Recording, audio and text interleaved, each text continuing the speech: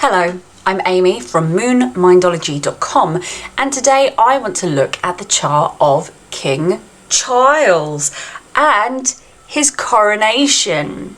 So there's something quite interesting I found about the royal family. They always have one or two ascendants. So they're either a Cancer ascendant or a Sagittarius ascendant.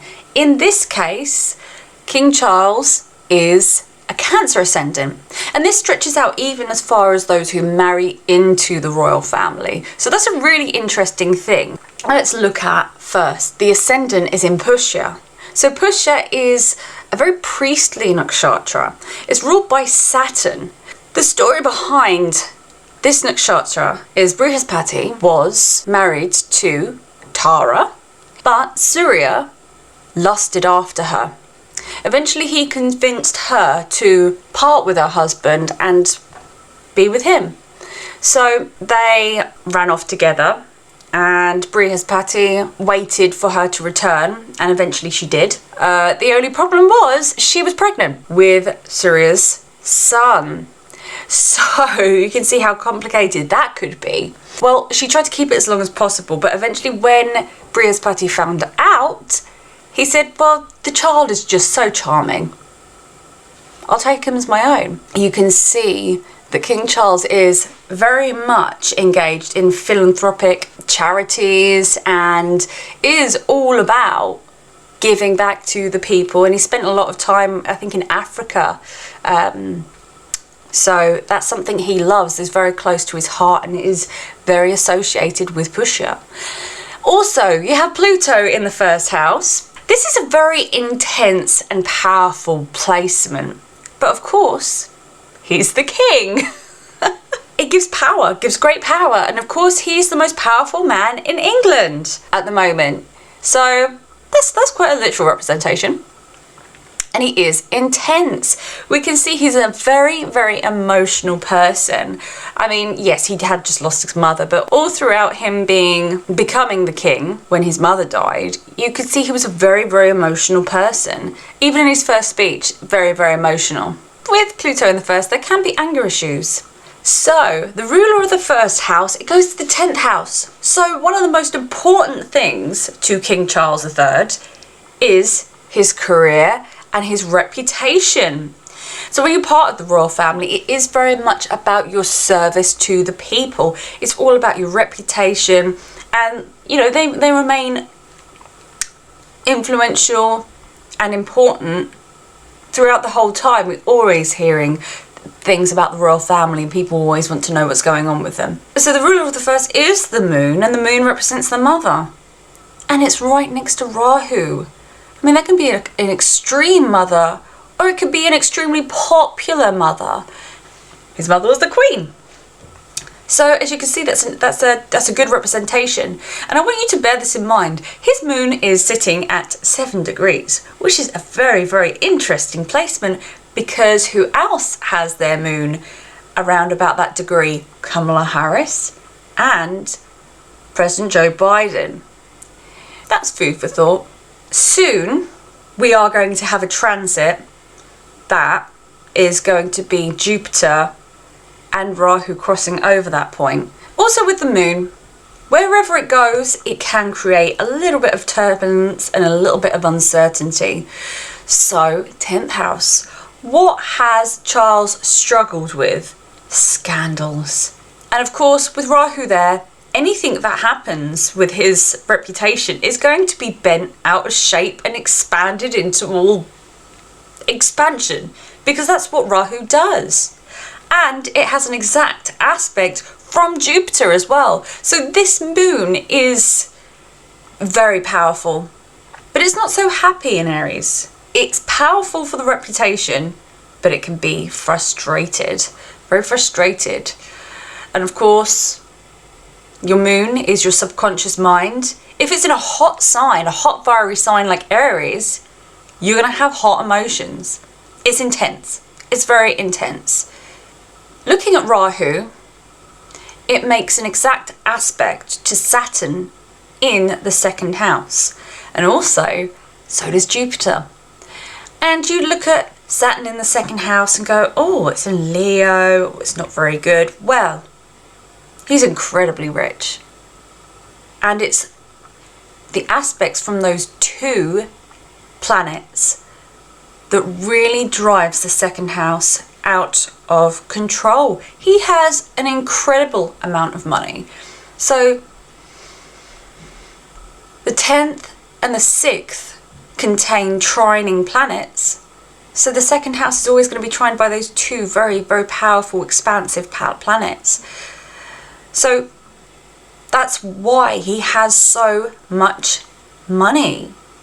However, Saturn is still very unhappy in Leo, and it's your security and your very early life, and Saturn will still have an influence there.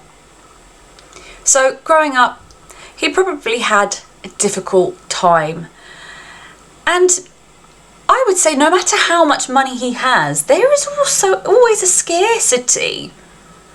And second house, malefic there, it can give weak teeth. So if we look at the ruler of the second house, where does the money come from? Well, it goes to the 4th. Where did his money come from? His mother, the Queen. However, something interesting happens here because the Sun, the ruler of the second, is debilitated in Libra. Now, a debilitated Sun in the 4th house can disturb the home life and the relationship with the mother. So, as we can see here, there's another telltale sign that things growing up weren't quite as lovely as we would expect. Because you think, oh, look, they have it all. But no, she would have been a little bit distant, very charismatic, but there is a damage to the relationship there. And as the Sun is to do with your ego, there could have been a sense of insecurity in Charles that was caused by not having quite as close a relationship to his mother as he felt that he should have done.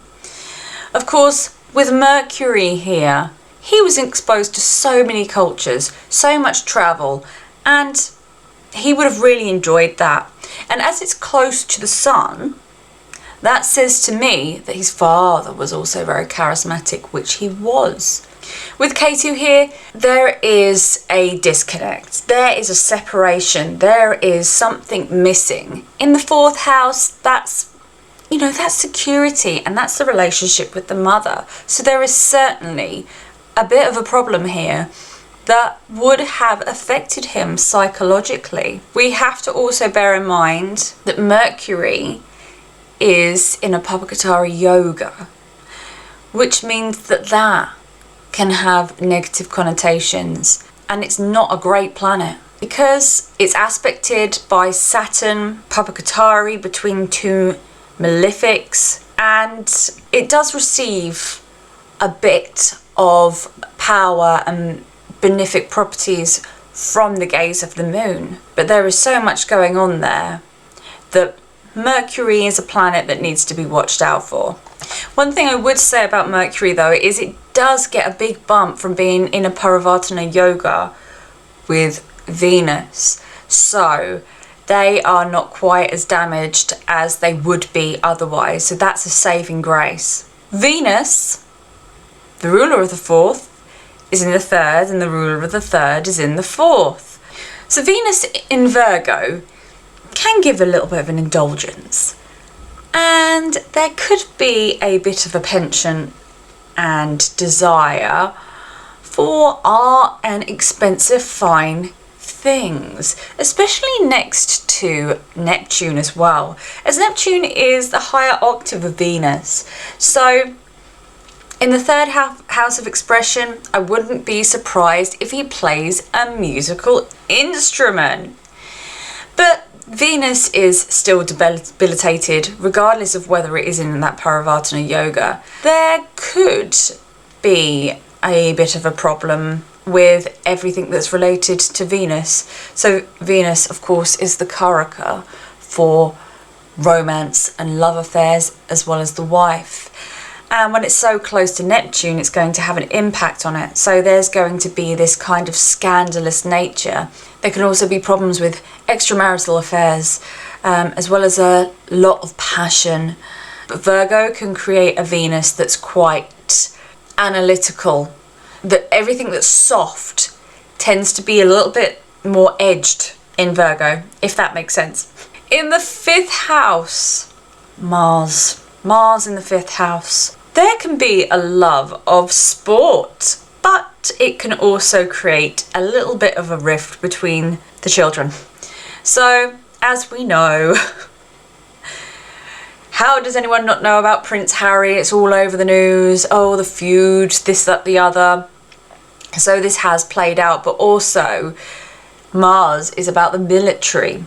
Both of his children have had prominent careers in the military, but also because Mars is in such a good house and is in a great sign, that tells me that Charles actually has a better control and handle on his anger than he would if we just had the Pluto in the 1st house without any mitigating or the abilities to control that temper. Also, the 5th house and the 11th house is all about politics. It's a very political axis, and he is interested in politics, which is another reason that people don't think he's quite great as the king, because he's too invested in political elements where he is meant to not be political. Jupiter is in a wonderful position, although it is in the 6th house, but it's very happy in Sagittarius, which is its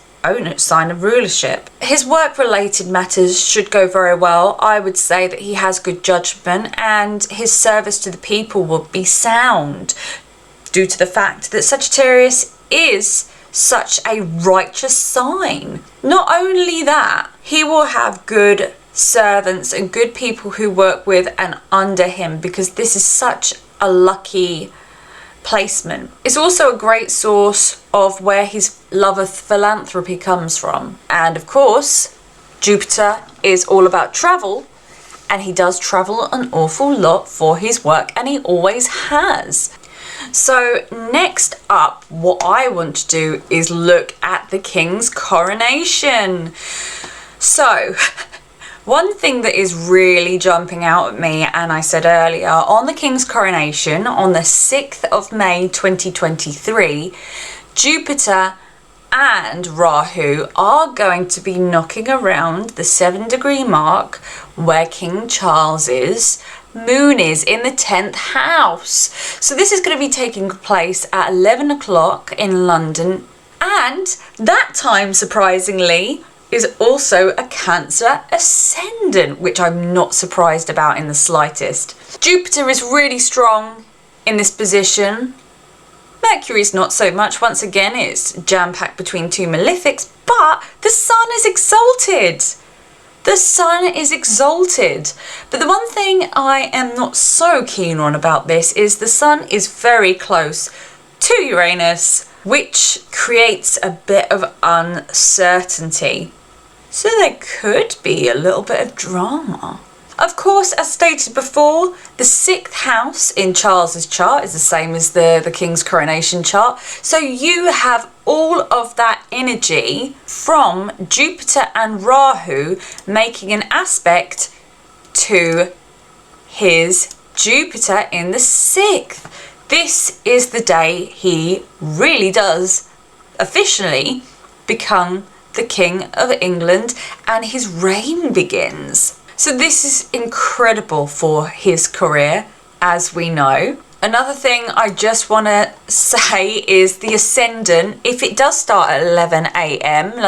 London, England, King Charles's ascendant is 12 degrees of Cancer, and the ascendant is 12 degrees of Cancer on the coronation. So that's even to the degree. So I think the royal family do use astrology. I would be surprised if they didn't. That being said, this is a birth chart for his reign is an interesting thing, as the moon is debilitated, which is the public. Now, I don't necessarily think we are going to have Charles as the king for a very long time. There's a combination of a gut feeling as well as watching his behaviours, and there's just some clues in these charts that doesn't sit well with me as being a great chart. One thing I do want to say for sure, a lot of your happiness and your joy and joviality and entertainment comes from the 5th and the 4th house. These are the houses that represent the heart. Is your heart in it? Well, in the 5th house, the planet that means happiness is debilitated. And in the 4th house, we have Ketu. Both of these signs say he's not particularly happy about this.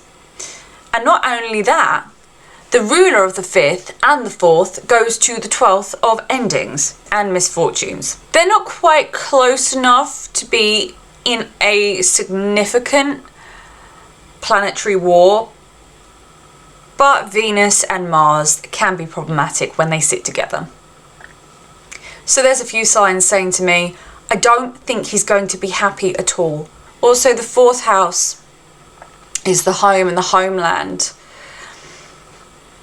With Ketu there can be a loss. There can be a feeling of loss. And also that ruler goes to the 12th, as previously said.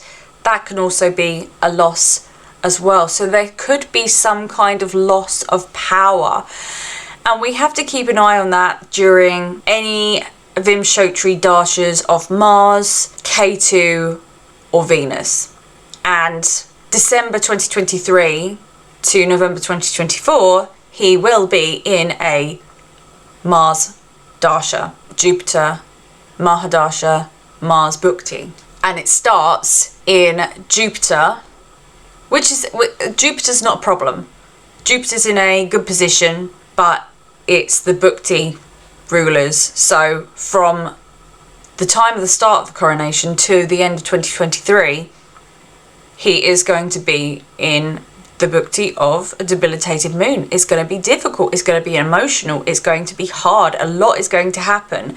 And there could be a lot of turbulence in 5th house areas. So the 5th house is about entertainment, stocks, real estate, public happiness, and the GDP per capita. So this is all about how the people of the country are going to feel, and there is going to be a fluctuation there. So in the 10th house, there are some incredibly strong planets. So Jupiter is in a fire sign. It's happy here. The sun is exalted. And I would say that Rahu isn't unhappy in the sign of Aries. The only problem we really have is Mercury's not too happy about it. And Mercury is also retrograde, but is in a Parivartana yoga with Mars. So that makes it a little bit better, but communications during King Charles's reign could be a little bit problematic and needs to be worked on. Jupiter conjunct Rahu. This is an interesting situation because this house is very, very, very strong. It's very over the top. And I think that money could be brought into this country. This could be, after the King's coronation, and we've got that new birth chart down, I believe that there is going to be an increase in money moving, the economic stability, and I think it's going to be really, really good for the country. But with the 5th house, with that debilitated moon in there, unless they start the ceremony earlier than 11, but still the moon's going to pretty much be in that sign all day, there is going to be a problem with the moon being debilitated. I think the public, there is going to be an insecurity and they're not going to be so happy. If things are going to seem complicated and relationships are going to be hard, there could be guilt tripping, there could be a real emotion coming from the general public, and there could be, the public can be discontent with the way things are. So I don't think he's going to be popular because the public are just not going to be so happy. I think there also could be extremes as well with the 10th house, with the reputation. So England could get a reputation for having a lot of addiction, liver problems, but it could have a lot of opportunities. There could be a real kind of successful appearance of this country because Rahu is all about materialism, all about fame, and all about getting to the top. With Jupiter there, it's really magnified.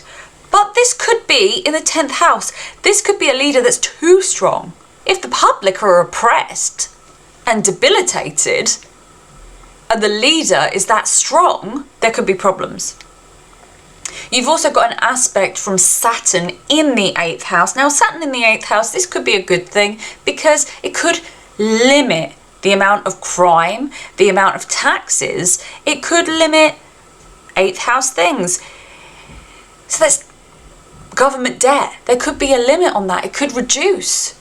And Saturn is so happy in this sign. It's a Mula Trikona sign, but it's in Shatabishak. Shatabishak, again, same as 8th house. It's about addiction.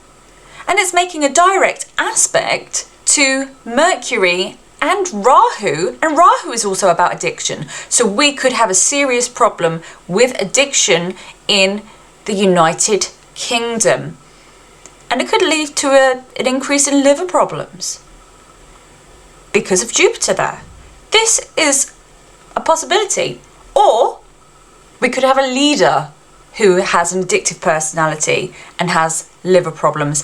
4th house, there's a loss to the homeland. There may be land that's sold off, that's given away. There's a sense of loss from the people. In the education system, it's ruled by the 9th house.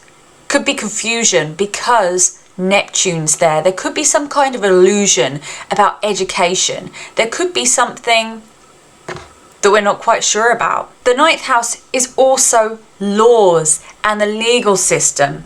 So there could be confusion and illusions or scandals in the legal system. Mars is all about the military, the police, the army, things that are stereotypically masculine and sharp and male, weapons, things that move forward. It's a forward-moving planet. Now, Mars is in the 12th house. 12th house is about foreign affairs. 12th house is also about hospitals. So there could be aggression abroad, from abroad, or we could be sending military abroad. Because Uranus is going to be touching so many planets of British leaders, so King Charles and to cover later Rishi Sunak, it says to me that there is a possibility of a sudden change in leadership. Now, if that's happening in both charts, I think there is a possibility that the leaders that we have may give their power to someone else. I think there's a possibility. The laws will be wavering. Neptune in the 9th. 4th house is the homeland. Ketu is there. The Rahu Ketu axis. So there could be a sudden change in leadership that affects those things. There could also be an event concerning leaders and change around July this year, which could impact America as well. So I think there's a combination of things that might happen over the course of this year, which could be very impactful, but also up and down. I hope you've enjoyed today's study on the charts of King Charles III and his coronation date. Thank you very much for watching. Don't forget, if you like my videos, you can like them and you can also subscribe to see more in the future. Thank you very much. Have a lovely week. Bye.